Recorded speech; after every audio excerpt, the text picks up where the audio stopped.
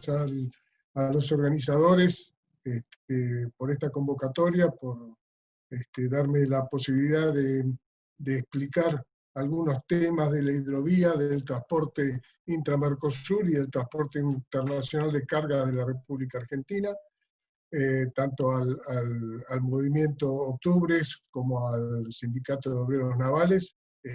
Muy agradecido por esta invitación. Y bueno, y gracias a la gran cantidad de participantes que tiene este Zoom, porque se ve que tiene fundamental importancia los temas que estamos tratando y a los resultados que queremos arribar. Continuando con lo que comentaba Horacio, la hidrovía, o el acuerdo de transporte fluvial de la hidrovía Paraguay-Paraná, tiene un acuerdo ya de los años 90. Ahora, siempre nos preguntamos, sabemos que hoy en día estamos llegando a las 50 millones de toneladas que se van a transportar, y sin embargo, la flota más importante que transporta esas toneladas es la flota paraguaya. En menor medida Bolivia, y Argentina prácticamente no tiene poco y nada de participación en ese transporte. Y generalmente nos preguntamos el por qué Argentina no puede ingresar en el transporte fluvial del río Paraná, cuando en realidad es gran parte, el 48% de la hidrovía en total, es de aguas argentinas o compartidas.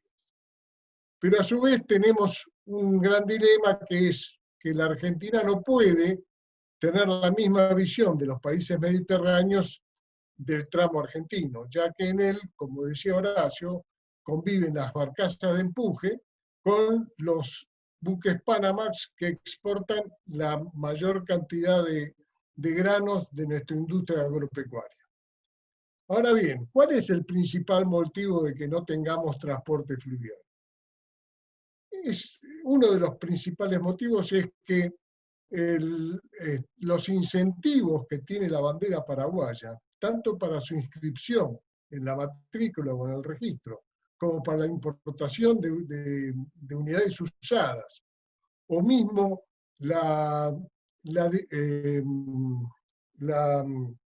los periodos de gracia que tiene para determinados impuestos, resulta muy desfavorable y falta de competitividad para nuestros armadores. Aunque existe un protocolo adicional al acuerdo, el número 4, que se dio en llamar Protocolo sobre Igualdad de Oportunidades para una mayor competitividad, prácticamente los Estados partes no han homogeneizado dicho acuerdo, y cada Estado otorga los incentivos que mayor preferencia les puede dar a su flota. Recordemos que el artículo 2 de ese protocolo indicaba que se deberían adoptar criterios homogéneos en tratamiento arancelario y no arancelario para importaciones de embarcaciones fluviales, repuertos, partes y piezas. El artículo 3 era que había que tomar criterios homogéneos en caso de eventuales concesiones, incentivos fiscales, subsidios y otros. Vemos que esto nunca fue implementado por los Estados partes, y cada uno le puso su impronta a los incentivos fiscales, a la reducción de impuestos y demás. Ahora, la flota paraguaya transporta casi el 90%. ¿A dónde están destinadas esas cargas? Podemos aseverar que las cargas sólidas de a granel y líquidas, generalmente a Nueva Palmira, y las cargas en contenedores, por lo general, al puerto de Montevideo. Y la pregunta es, ¿esos dos puertos son más eficientes que los puertos argentinos? La respuesta les puedo decir que no, que en la mayoría de los casos los puertos argentinos tienen mayor eficiencia. Pero ¿por qué entonces las cargas siempre son derivadas a los puertos uruguayos? Hay una simple razón. En el advenimiento del Mercosur, los 4 estados partes consensuaron en iniciar el acuerdo, y cada uno debía determinar qué zonas especiales aduaneras tenían, que querían incorporar por una determinada cantidad de años. Así fue como Argentina incorporó como zona dentro del Mercosur al área aduanera especial de Tierra del Fuego. Y Brasil incorporó la zona franca de Manaus también al acuerdo. Uruguay y Paraguay en ese momento no hicieron ninguna inscripción o observación respecto de esto, y tampoco incorporaron zonas especiales. Pero vemos que años después, bastantes años después, la República Oriental del Uruguay se implementa una ley de puertos en la cual considera puertos libres tanto a Montevideo como Nueva Palmira y algunos más. ¿Qué significa esto? Que las cargas que se transportan por el Paraná con destino a Nueva Palmira o a Puerto de Montevideo no tienen restricciones aduaneras. O sea, llegan al ser de transbordo, y mientras que permanezcan en el puerto no hay ninguna administración o tramitación ni aduanera ni siquiera de otra índole, ya que van a ser destinadas al exterior desde esos puertos. Esto es un significativo ahorro, ¿no?, en tramitaciones, en temas aduaneros, en permisos y demás, que potencian tanto a los puertos uruguayos como para tener mayores facilidades para la exportación de las cargas que bajan por el río Paraná, o que suben habiendo descargado los puertos uruguayos hacia el norte por el río Paraná. Otro de los temas que también se toma en consideración es el tema de la formación de los pilotos y conductores navales de la hidrovía. Hace años que la Escuela Nacional Fluvial ha actualizado y ha incrementado los planes de estudio para los oficiales fluviales y los conductores navales argentinos, llevando hoy en día que es una tecnicatura, y por demás han adoptado y adaptado algunas reglas de la Organización Marítima Internacional para que estén la mayor posibilidad de capacitación que estos tengan. Sin embargo, en el resto de los estados parte que tripulan sus embarcaciones, no se refleja la misma formación y capacitación de su tripulación. No obstante ello, en el año 2013, Argentina entregó y formuló los estándares mínimos de formación, que fue aprobado por el resto de los estados parte, pero hasta el día de hoy no se ve la formación en otros estados más que en argentino que completen con esa mínima capacitación para desempeñarse a bordo de los buques. Todo esto nos permite deducir que si no tenemos unos cambios cualitativos y cuantitativos respecto de nuestra legislación nacional, porque lamentablemente no podemos esperar que el protocolo adicional de competitividad pueda llegar a tener un final feliz, si no tenemos los incentivos propios, va a ser muy difícil que la bandera argentina pueda competir en todo el ámbito de la hidrovía.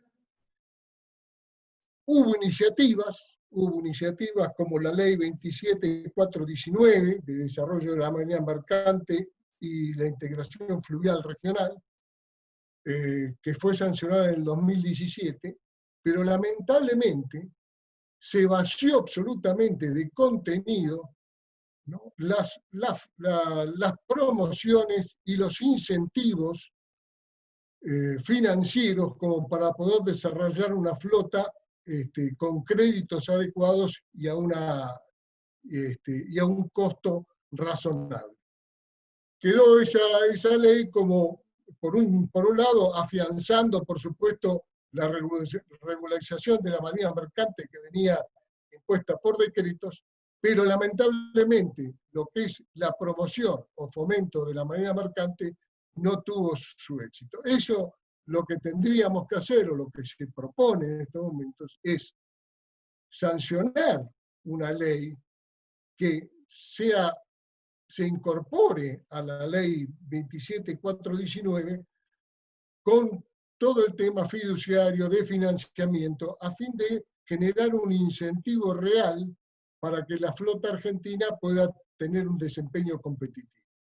Lo mismo sucedió en el 2017 con la ley 27.418, régimen de promoción de la industria naval argentina, que debería llamarse régimen de la industria naval argentina, porque la parte de promoción desapareció con el veto del Poder Ejecutivo Nacional del artículo 10 y del artículo 13.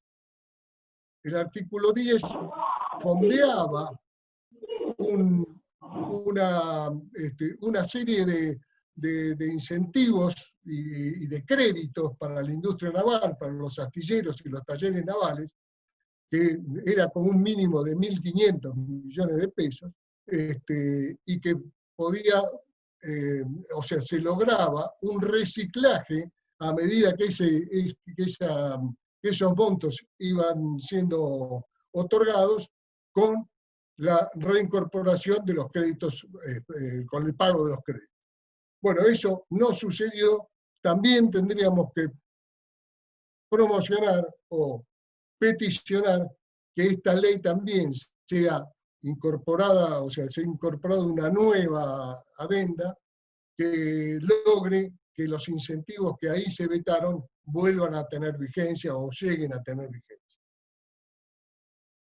En definitiva, para el transporte fluvial, las premisas serían aranceles y tasas razonables y competitivas para la incorporación de unidades en la matrícula nacional, régimen promocional para la explotación de servicios de transporte por agua, como se establecía en el proyecto original de la ley 27.419, fomentar la construcción y reparación naval de unidades en astilleros nacionales, con incentivos financieros de acceso al crédito para astilleros y talleres, tales como los que fueron vetados en la ley 27.418. Dotar también de una mayor agilidad de la tramitación administrativa para la inscripción de embarcaciones, manteniendo las exigencias y controles correspondientes. Requerir a los estados la implementación de idénticas exigencias para los cursos y programas de formación y capacitación del personal embarcado. Y por último, la modificación de la ley 22.415, que es del Código Aduanero, que facilitaría la exportación desde el puerto de origen fluvial, haciendo transbordo en otros puertos nacionales a los buques de ultramar, no estando dependiendo o esperando que se concrete en definitiva la exportación en los buques de ultramar, y siendo potestad de que el exportador desde su embarque en el buque fluvial ya considere su exportación por cumplida. Esto no daña en absolutamente nada al control aduanero, porque las mercaderías, una vez desembarcadas del transporte fluvial para poder ser transbordadas a buques de ultramar, permanecen en una zona primaria aduanera que tiene un control estricto por aduana y que no puede ser transgredido fácilmente. Esta sería más o menos la idea de algunas de las premisas que se tendrían que llevar adelante para incorporar o para tener mayor competitividad en la vía fluvial y una mayor participación en el transporte de cargas por parte de los armadores argentinos. Ahora vayamos al transporte regional y el Mercosur. Bueno, el transporte regional, sabemos que la Argentina tiene un acuerdo bilateral con Brasil desde el año 1988, que, que está ratificado por la ley 23.557. Hay dos premisas importantísimas en esto, que son que en los que suscribieron este acuerdo tuvieron dos premisas importantes. Una, que consideran a todos los puertos argentinos y brasileños; la otra es que se consideran todas las cargas a transportar entre puertos de un país o el otro, viceversa.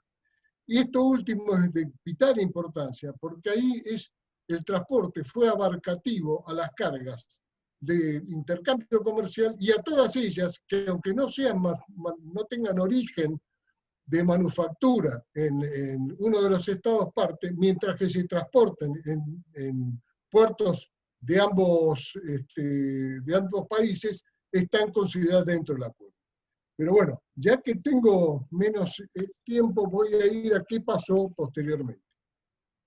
En el 2005, Argentina, Brasil y Paraguay presentaron un proyecto de hacer abarcativo el transporte bilateral Argentina-Brasil hacia los restos de los estados partes.